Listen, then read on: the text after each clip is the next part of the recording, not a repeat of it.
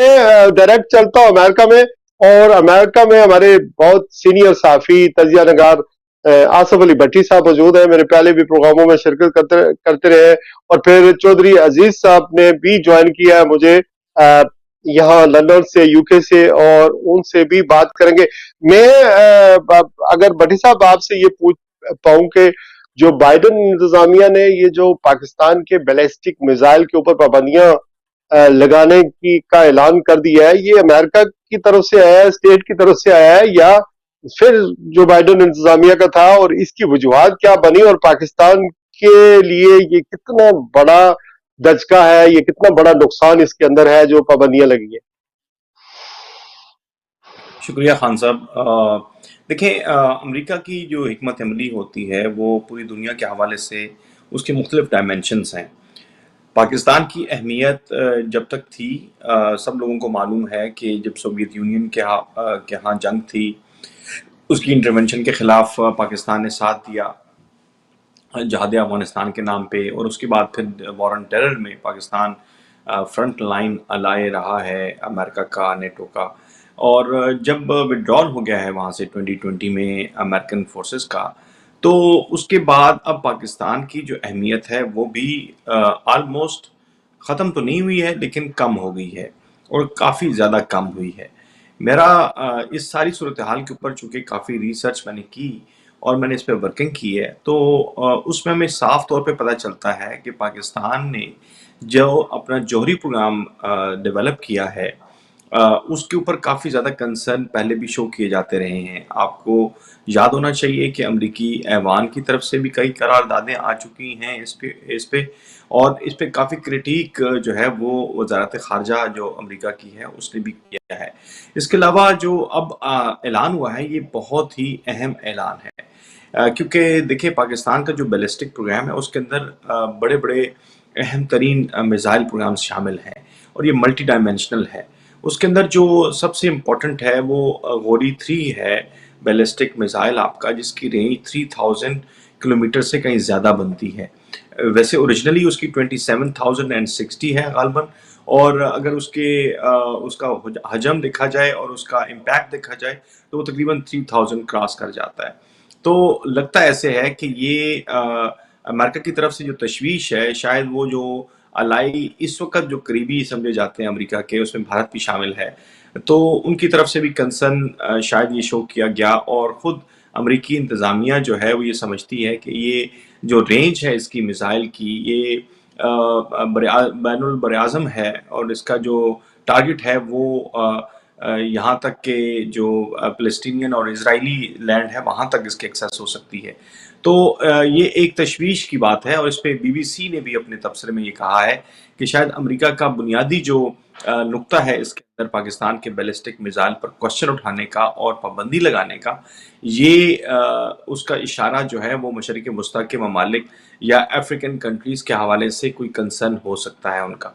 साथ ही मैं ये भी आपको बताता चलूँ कि पाकिस्तान का जो मिसाइल प्रोग्राम है वो इंडिजिनस भी है और महफूज भी है, और इस बारे में पाकिस्तान की वजारत ख़ारजा ने, और जो ताकतवर हैं जिनका काम सरहदों की हिफाजत करना होता है वैसे तो, और वो कोशिश करते हैं कि अपने लोगों के पे जो है ना वो उनको फतूहात का सिलसिला जारी रखें, तो एग्जैक्टली ये लगता ऐसे है कि उन्होंने इस पर तवज्जो नहीं दी कि इस पर इसका तहफ़्फ़ुज़ करें। जौहरी प्रोग्राम का आप दावा ज़रूर करते हैं, लेकिन जो इंटरनेशनल क्वेश्चंस हैं, ख़ास तौर पे अमेरिका की तरफ से जो इस पे तशवीश का इज़हार किया जाता है, उसको आप क्यों दूर नहीं कर सकते? ये भी सवाल हमारे उन ताकतवरों के ऊपर आता है। तो ये मल्टी टास्किंग एक किस्म का काम होता है अच्छा, वैसे यहाँ पर ये भी कहा जा रहा है सर कि जो गोरी बन रहा था तो उस वक्त ये हमारे साइंसदान डॉक्टर कदीर साहब के हवाले से एक बयान भी है कि वो इसकी रेंज को 5000 किलोमीटर तक लेके जाने का उनका प्रोग्राम था, लेकिन उस वक्त जनरल मुशर्रफ ने उन्हें ऐसे करने नहीं दिया, एग्री नहीं किया था। तो अब जो ताकतवर हल्कों की आप बात कर रहे हैं वो आप क्यों इस हवाले से करेंगे, जबकि एक मिसाइल पर इक़्तिसादी पाबंदियां लगने के बाद ये हम उन अमेरिका की मदद के बगैर या इन पाबंदियों के बावजूद इसको पाया तकमील तक पहुंचा सकेंगे जो कुछ हम करना चाह रहे थे, या नहीं हो पाएगा? देखिए, दूसरा पहलू मैं बयान करता चलूँ, क्योंकि आपका बहुत ज़्यादा जो डिपेंडेंसी है, वो चाइना के ऊपर है।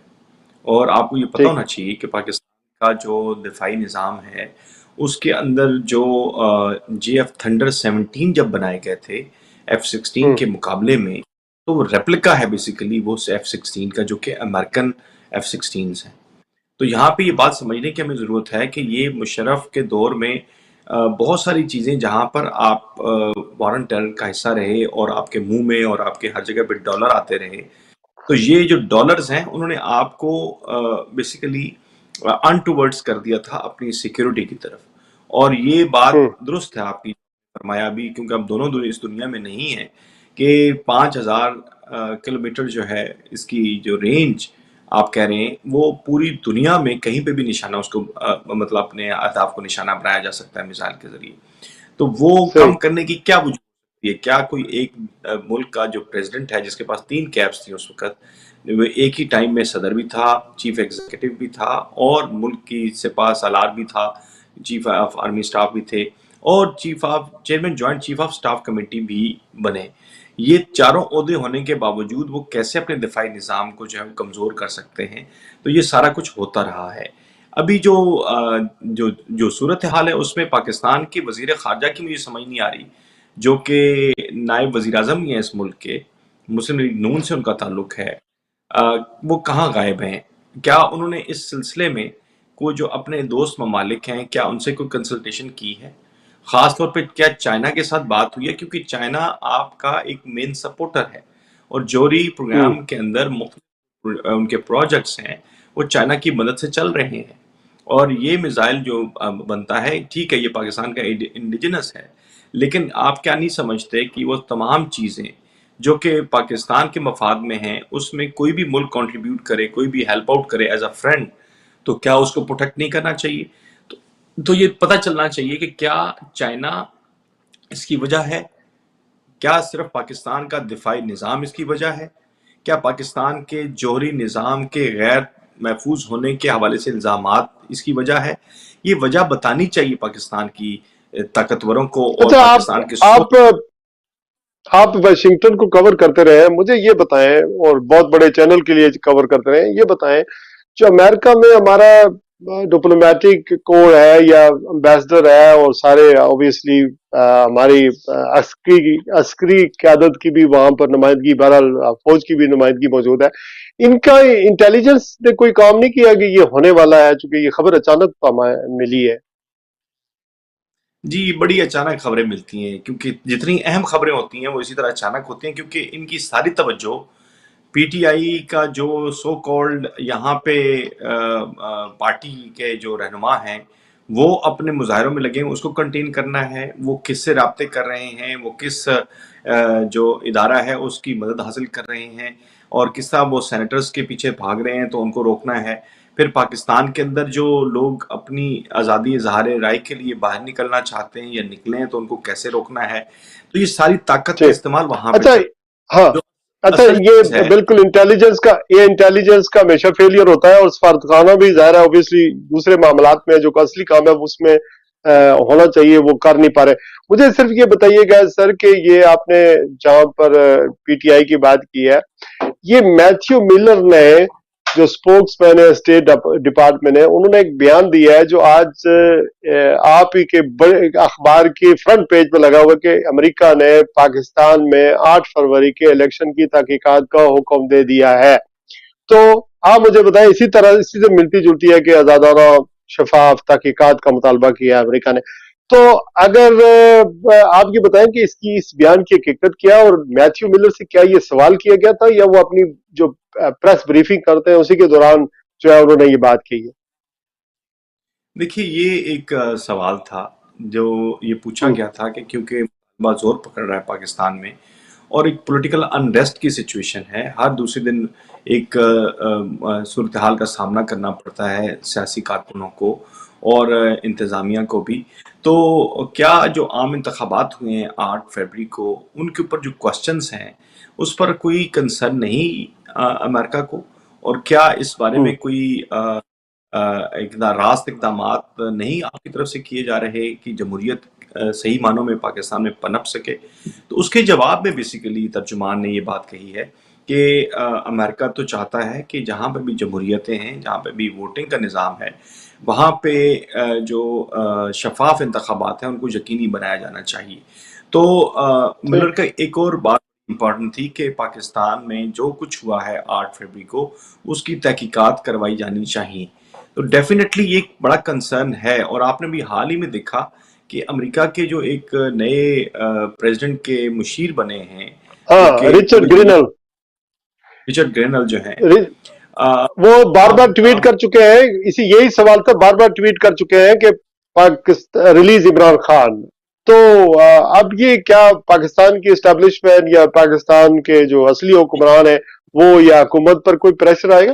اور اس کو اگر میں یہ بھی جوڑ دوں، اس کا بھی جواب دیجیے گا، جو بھی مذاکرات ہو رہے ہیں یہ کیا اسی کا ہی شاخسانہ تو نہیں لگتا ہے کہ رچرڈ کی طرف سے یہ میسج آیا ہے اور انہوں نے تنقید کی ہے پاکستان کی طاقتوروں کے اوپر، انتظامیہ کے اوپر، کہ عمران خان کو جو ہے وہ ناحق بند کیا گیا ہے، ان کے خلاف جو کیسز بنائے گئے ہیں.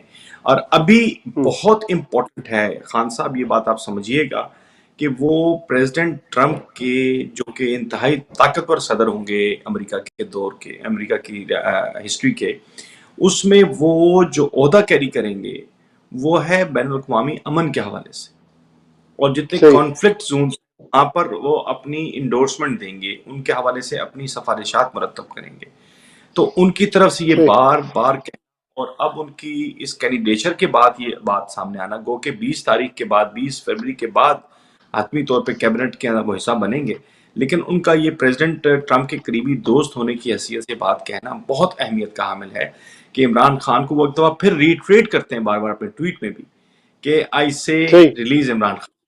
تو یہ آپ نے جو کہا نا کہ مذاکرات جو ہو رہے ہیں، مذاکرات کا دیکھیں پاکستان میں اس وقت کوئی فائدہ نہیں ہوگا مذاکرات کا، کیونکہ عمران خان کو پتا ہے کہ ان کی اپنی پارٹی میں کیپیبلٹی نہیں ہے، وہ کیپیبل نہیں ہے جو اس وقت لیڈرشپ. لہٰذا بات چیت عمران خان سے ہوگی، صرف عمران خان سے بات چیت ہوگی. اور اگر عمران سے بات چیت کامیاب ہوئی تو پاکستان میں اسٹیبلٹی کی طرف، پولیٹیکل اسٹیبلٹی کی طرف راستہ نکل سکتا ہے.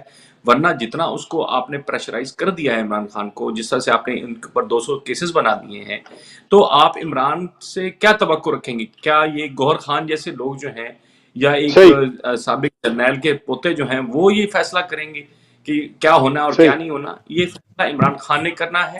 اور مذاکرات جو ہو رہے ہیں، آپ مذاکرات نہیں، کوئی مذاکرات نہیں.